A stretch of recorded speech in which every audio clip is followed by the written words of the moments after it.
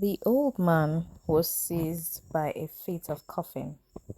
Just as I was persuading him to rest and was putting away my notebook and pencil, he started suddenly and gasped. But the story is not ended, my child. And his voice faded, and I could not make out his words. This child of yours, I said, after a few moments. Was it a boy? He began to cough again and to hold his side. For a moment, only the whites of his eyes showed. The poison, he panted. I'm sorry, was all I could say. He lay quiet for a while, and I tried not to do anything that might shock him. When he was well enough again to look at me, I took courage to say, Mallam, I have heard your story. Do you think you could hear mine? Would you be interested in a man who was trained in DJ school at Mecca? He looked at me as though determined to keep death at bay. I knew that woman, DJ, better than you can ever have known her. No, he shouted, half rising. I know her better than you did because you loved her as a husband loves his wife. But the words stuck in my throat. I tried to say more, but my voice was thick, and that look in his eyes frightened me. Go on, he urged. I was surprised at his energy. Look, I said. I unbuttoned my jacket so that he could see the layers around my waist. Each of them consisted of a little square wrapped in leather and attached to a loop. Look, I said, and cut open one of the little squares. He stared. Do you recognize it?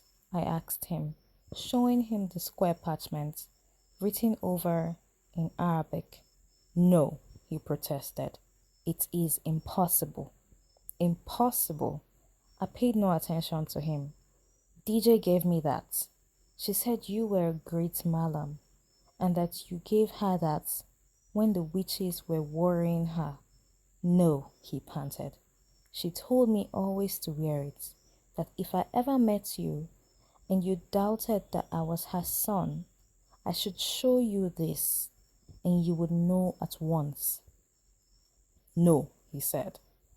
I could see that he was saying no, more from shock than from disbelief. Will you believe me then when I tell you that your wife, DJ, my own mother, is now at Jos waiting for me and you don't, he whispered. We'll be at Jos in about an hour, I told him. Then you can see for yourself. My mother is not as young as she was when you knew her at Mecca. But if you've not forgotten her, he was not coughing anymore. He was not listening. His mouth hung open. On his face was an expression that challenged the truth of my story. I leaned over to touch his body as the train took a curve and nearly spinning him from the seat. Then I realized that he was dead. My eyes filled with tears. I covered his face with a cloth and prayed. I wished that I had never shocked him with my revelation. We were traveling now very slowly, and I sat wrapped in my thoughts. A man had been standing over me. He had touched me 3 or 4 times on the shoulder, but I had paid no attention to him. Now he thrust the card right in front of my eyes and, apologizing, said, Do not mind the offense, Mallam. I am Inspector Kofi, CID. I was not thinking then, and the words fell on deaf ears. I shall have to ask you to accompany me when we get to Jos.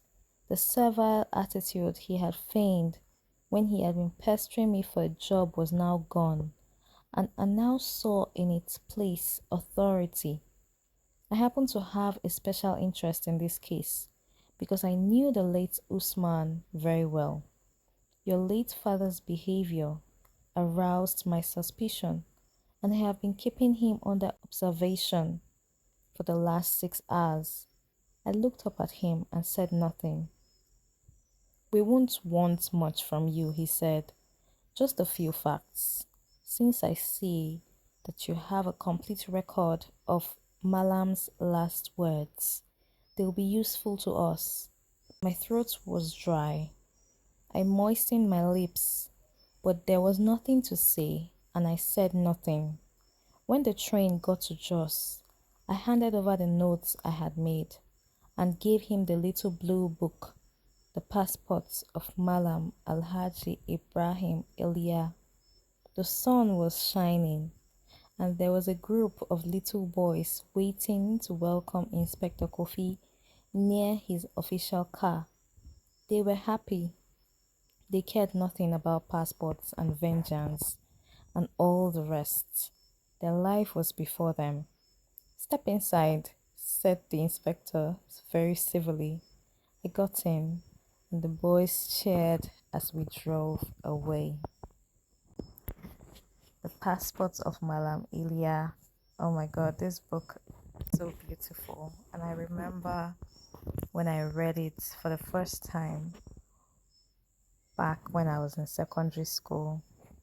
If you enjoyed watching this video and you would like to see more content like this, please like, share and subscribe. Bye. See you in the next one.